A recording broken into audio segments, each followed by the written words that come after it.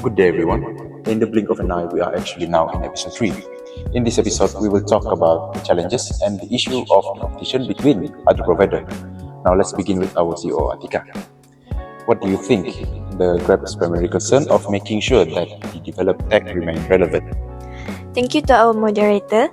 The biggest challenge facing Grab today is to manage application on a large scale, and Grab is indeed running on each one of the countries in the Southeast Asian region. Each market is very different in terms of regulation, infrastructure, and user behavior according to annual and industry reports. So because of that, it becomes quite challenging for us to maintain one fixed technology standard that works perfectly everywhere. The balance of innovation and cost are also important.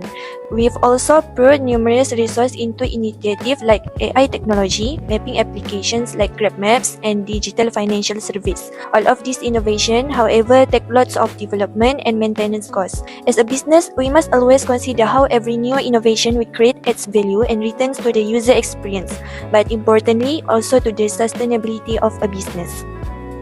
That is very interesting. Thank you. And also, thank you to our CEO, Ms. Atika. And now, let's move on to our business analyst, Ms. Michelle. What do you think and view to be Grab's greatest competitive challenge today? And also, what do you think the impact will be on innovation and helping them continue to be competitive going forward? Thank you, moderator. The biggest concern for Grab concerning the external business environment is its ability to maintain its sustainable leadership position in the digital platform sector that has vast competition and could be considered to be under the saturated market.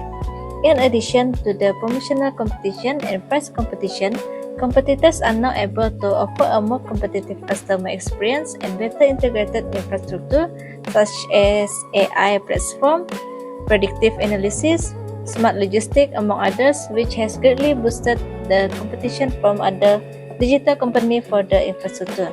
To continue to be competitive in the Southeast Asian digital economy over the long term, Grab will continue to invest in AI-powered systems and machine learning and leverage smart mobility technology to improve operational efficiency and maintain its ability to build a customer base. Thank you so much, Ms. Michelle. Now, there is a lot to unpack, but definitely gives us a lot of insight on what's going on behind the scenes. Now, let's move on to our green technology specialist, Mr. Shahiran.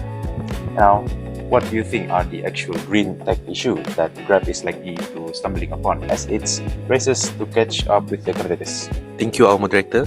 Most people will think of an app on their smartphone when they talk about Grab. Where our footprint really is, our impact is out there on the roads, each and every day. Grab is less carbon intensive by corporate offices than by itself, with the majority of its carbon footprint coming from the vehicles driven by our drive partner teams in excess of 95%. When it comes to green technology, whipping up our competitors requires us to overcome the huge challenge in the real world. It is charging infrastructure gap, where it is not as well developed as in Singapore. EV charging and battery swapping networks are still in their infancy in regional areas. If a driver is forced to go away on a day and end up losing an hour due to a lack of facilities, then they have a loss of a lot of both time and revenue. That is such in-depth data analysis from you, Mr. Shahiran. Thank you so much for time. Now let's hear from Ms. Jovita as from the user's perspective to understand more about the impact of competition in e-hailing sector on common people. As a regular user of Grab, I often use GrabCar for ride-hailing because it is quick and it is easily accessible, but I also look at other platforms such as Maxim, depending on the price, waiting time, and availability of drivers. This shows how competition between providers directly benefits users by giving more options and frequent promotion. Meanwhile, I noticed that the price isn't always stable. During peak hours or bad weather, fares increase significantly due to dynamic pricing system used across e-hailing platforms. This pricing model is part of the industry's supply and demand mechanism, as explained in platform-based ride-hailing systems.